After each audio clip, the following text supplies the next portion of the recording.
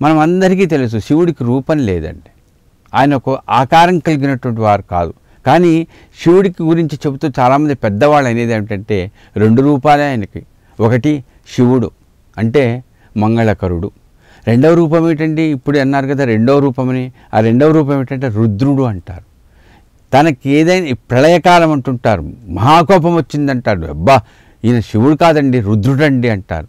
అంటే ఒకటి ఆయన ఎప్పుడు మంగళకరుడుగానే ఉంటాడు. కానీ ఆయనకు ఆ రౌద్రం ఆయన ప్రళయంగా ఆ రకంగా భయంకరంగా కనిపించాడంటే కారణం ప్రకృతికి విరుద్ధంగా ప్రవర్తిస్తున్నారు, అహంకారం ఎక్కువైపోయింది మీలో అని వాళ్ళకు ఉండేటువంటి ఆలోచనలను పూర్తిగా దెబ్బతీయడం కోసం, అహంకారాన్ని పోగొట్టడం కోసం శివుడేమవుతాడంటే రుద్రుడవుతాడండి. అంతకు తప్ప వేరేది కాదు. కాబట్టి మనలో ఉండేటువంటి ఆలోచనలలో, మనలో ఉండేటువంటి మమకారం కానీ, అహంకారం కానీ, మనకు ఉండేటువంటి తాపత్రయాలు కానీ వీటన్నిటినీ పోగొట్టడానికి ఆయన అప్పుడప్పుడు మనకు అనిపిస్తుంది నీవు శివుడు కాదయ్యా, ఏమిటయ్యా రుద్రుడవైనావే అనుకుంటాం. కానీ ఆ రుద్రుడైన వాడు తర్వాత మనకు అనిపిస్తుంది నిజంగా మాకు ఈయనే శివుడు, ఈయనే మంగళకరుడు. కానీ కాబట్టి ఈ రకంగా మంగళకరుడే. ఆయన ఎక్కడ చూసినా ఎప్పుడు చూసినా ఆయన మాకు శివుడే, ఆయన ఏ రూపంలో వచ్చినా శివుడే. అందుకనే పాము కాటు వేయడం కోసం వచ్చింది కదా మిరీకర కథలు సచ్చరితలో గుర్తు చేసుకుంటాం. బాబా ఈ రూపంలో వస్తే మాకు భయం వేస్తుందా? మాకేం భయం కలగదు. కారణం మీరు ఎప్పుడు కూడా మాకు అమంగళం కలిగించరు అన్నారు శ్యామ. మనకు గుర్తు చేసుకోవాలి. ఎందుకంటే ఈ శివరాత్రి పండుగ రోజున శివుడెప్పుడు ఎవరికి కష్టం కలిగిస్తాడండి. ఆయన భోళాశంకరుడు. ఆయన అలాంటి భోళాశంకరుడు యొక్క ఆ ఆలోచనలు, ఆ అనుగ్రహాన్ని గుర్తు చేసుకుని ఈ మహాశివరాత్రి రోజున ఈ సాయి టీవీలో సచ్చరిత్రలో కానీ మనం అనుభవిస్తున్నటువంటి పరిస్థితులు చూస్తే నిజంగా సాయి ఎవరండి, ఆయన శివుడే, శంకరుడే అని గుర్తు చేస్తూ, అందుకనే మనకు ఈ మహాశివరాత్రి రోజున, ఈ పండుగ రోజున చాలామంది చాలా కథలు చెప్పుకుంటారు. పురాణాంతర్గతంగా కూడా అనేక విషయాలు పెద్దలు, పండితులు, మేధావులు ఎన్నో విషయాలు చెప్తుంటారు. దాంట్లో ప్రధానంగా గుర్తు చేసుకునే ఒక విషయం ఉంది. అదేమిటంటే ఈ శివరాత్రి రోజున మనం పండగ చేసుకుంటున్నాం, ఆనందంగా గడుపుతున్నాం. దాంట్లో ప్రధానంగా మనం గుర్తు చేసుకోండి ఉపవాసం ఉంటారు, రాత్రి అంతా కూడా జాగారాలు ఉంటారు కొంతమంది. దాంట్లో ఒక కథను మనం గుర్తు చేసుకుంటాం. ఎందుకయ్యా శివుడట ఎప్పుడు ఈ శివరాత్రి రోజున, ఈ పండగ రోజున ఈ విధంగా మనం చేసుకుంటే తెల్లవారితే ఆయన ఉంటాడా ఉండడా? అసలు ఏమైందట ఆయనకి శివుడికి? ఆయన గళం మింగాడటండి, విషం మింగాడట. ఎందుకు మింగాడండి? ఎవరి కోసం మింగాడో మనకు అందరికీ తెలుసు. అది మన అందరి మేలు కోసం మింగాడు. ఎందుకంటే మనం పురాణంలో చెప్తున్న కథ ఇది. ఈ కథ ద్వారా మనం తెలుసుకున్నది అన్నీ వచ్చాయి. అందరూ మంచి విషయాలు అన్నీ అందరూ తీసుకునేదానికి సిద్ధమే. వచ్చింది మరి ఆ వచ్చిన గరళాన్ని, ఆ విషాన్ని ఎవరు మింగాలి? అందుకని శివుడిని మింగుతానన్నాడు. మింగాడట. మరి ఆ శివుడు తాను ఆ గరళం మింగినా కూడా ఆయన ఆ కంఠంలో నిలుపుకొని తనను నమ్ముకున్నటువంటి ఈ మొత్తం జీవరాశులన్నిటినీ కాపాడాడు. అందుకనే ఆయన నీలకంఠుడు అంటారండి. ఎంత గొప్ప మనస్సుతోనో మనందరినీ కాపాడాడని అంటామే. అలాగే సాయిబాబాను గురించి గుర్తు చేస్తూ ఎవరు ఉపాసనీ బాబా గారు, బాబాను పరిపూర్ణంగా నమ్ముకున్నటువంటి ఆయన సదా నింబవృక్షస్య మూలాధివాసాత్ సుధాశ్రావిణం చక్త్యమప్యప్రియంతం తరం కల్పవృక్షాదికం సాధయంతం నమామీశ్వరం సద్గురుం సాయినాథం అంటాం. దాంట్లో మనం మొదటి 2 లైన్లను గుర్తు చేసుకుంటే సదా నింబవృక్షస్య మూలాధివాసా సుధా శ్రావిణం చక్త్యమప్యప్రియంత. సుధా అంటే తీయగా అనిపిస్తాయిటండి. ఏమిటండి తీయగా అనిపించేది? వేప ఆకు మనం తింటే తీయగా ఉంటుందా? చేదుగా ఉంటుంది. కానీ నువ్వు ఆ వేప చెట్టు కింద ఉన్నావు కాబట్టి ఆ వేప చెట్టుకు ఉండేటువంటి ఆ చేదుదనాన్ని నువ్వు స్వీకరించావో ఏమో. మొత్తం మీద జరుగుతున్నది ఏమిటి? మనం స్వీకరిస్తున్నది ఏమిటి? తియ్యటి ఆ వేప చెట్టు యొక్క ఆకు యొక్క రసాన్ని మనం నోట్లో వేసుకుంటే తీయగా ఉంటుందట. ఇది ఎక్కడండి? ఇప్పుడే మీరు విన్నారు కదా, మహాశివరాత్రి రోజున ఆయన నీలకంఠుడు అని మనం ఈ రోజునే శివుణ్ణి పిలుస్తున్నామో అంటున్నామో, మరి ఆయన విషాన్ని మింగి తన కంఠంలో నిలుపుకున్నాడే. అలాగే బాబా తన భక్తులను కాపాడటం కోసం, తన భక్తులకు ఆనందం కలిగించడం కోసం వారి కష్టాలను తాను అనుభవిస్తాడంటండి. ఇంత కరుణామయుడండి. నిజంగా భక్తవత్సలుడు అంటారు చూడండి. భక్తవశంగా ఆయన వశుడైపోతాడండి. శివుడే ఏ రకంగా అయితే భక్తులకు వశుడైపోతాడో తను అయ్యా నాకు ఈ పని చేసి పెట్టు అని శివుణ్ణి ఆజ్ఞాపిస్తే చేయవలసిందే అంతే. ఏం కావాలంటే అది ఇస్తాడటండి.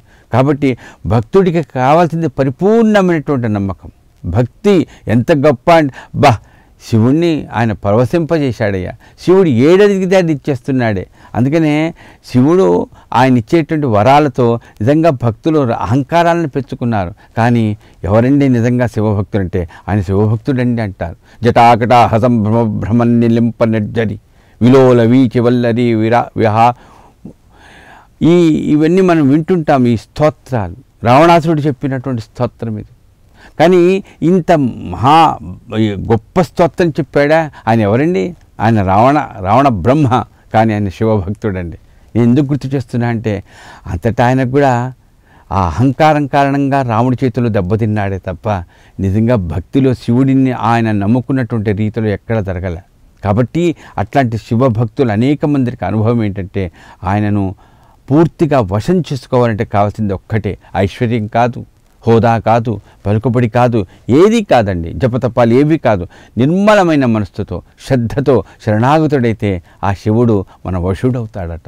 అలాగే సాయిబాబా కూడా అంటే మనకుండేటువంటి భక్తి జైసమని జైసభావ తైసానుభవ, మన భావంలో పూర్తిగా ప్రేమ ఉన్నప్పుడు బాబా మనం కోరుకున్న విధంగా మనం ఏదో అలర్జీ చేసి అహంకారంతో ప్రవర్తిస్తే దానికి తగినటువంటి దెబ్బ మనం తినాల్సి వస్తుంది. కానీ పరిపూర్ణమైనటువంటి మనస్సుతో నలుగురికి సహాయపడాలి, మంచి కార్యక్రమాలలో పాల్గొనాలి, సేవా కార్యక్రమంలో పాల్గొనాలి అనేటువంటి ఒక మంగళకరమైనటువంటి ఆలోచనలు చేస్తే ఆ శివుడు, ఏ శివుడు, సాయీశ్వరుడు తప్పక మనకు అనుగ్రహించి మన చేత ఆ పనులు చేయిస్తాడండి. అది బాబా చేసే పని.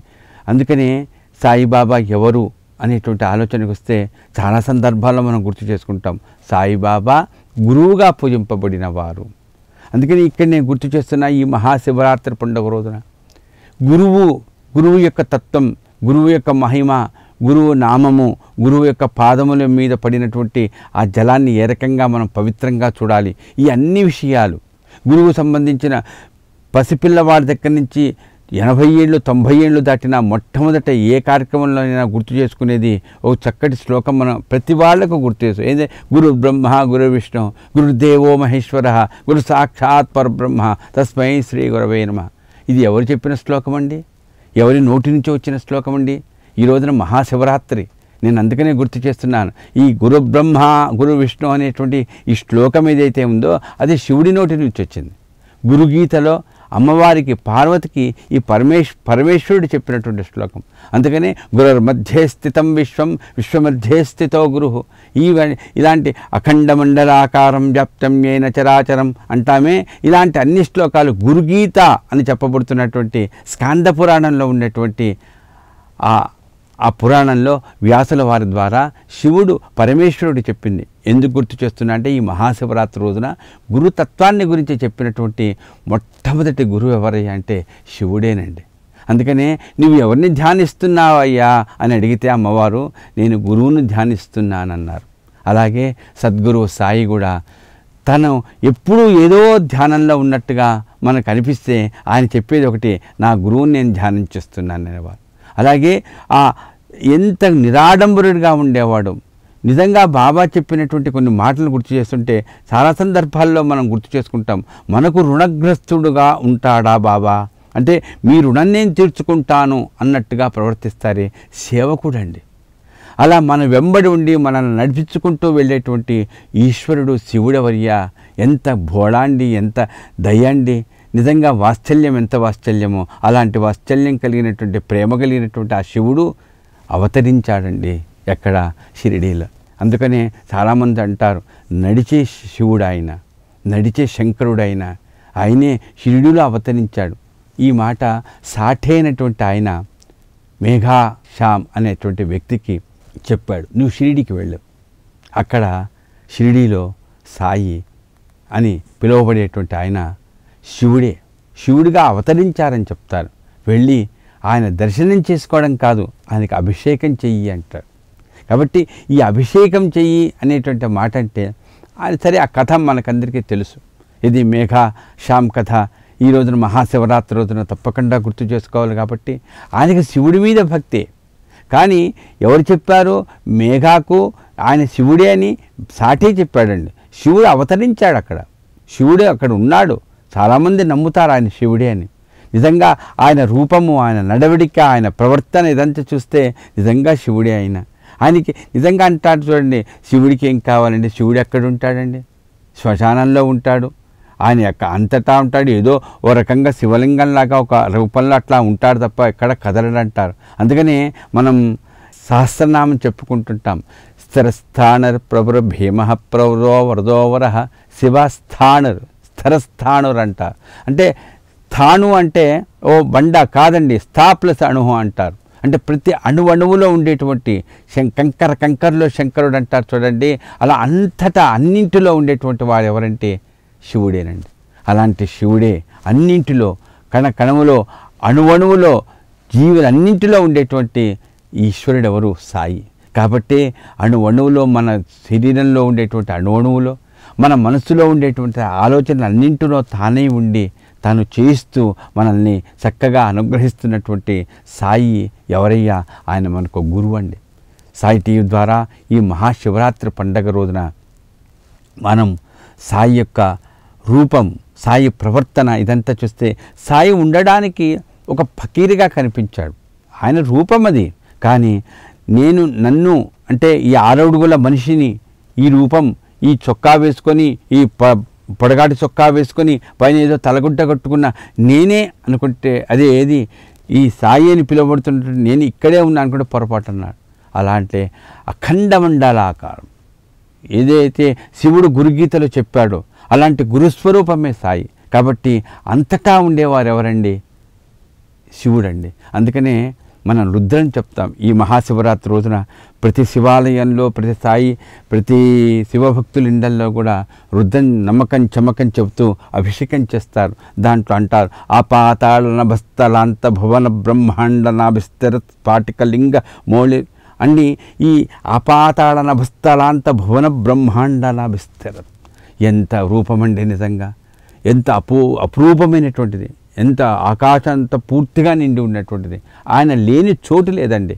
అలాంటి ఆ రూపం కలిగినటువంటి రూపం ఉన్నదా? మన కంటికి కనిపిస్తుందా? కాదండి, అది భావనాపరంగా మనం అనుభవించగలిగింది. అలాంటి రూపమే బాబాకు కూడా ఉంది.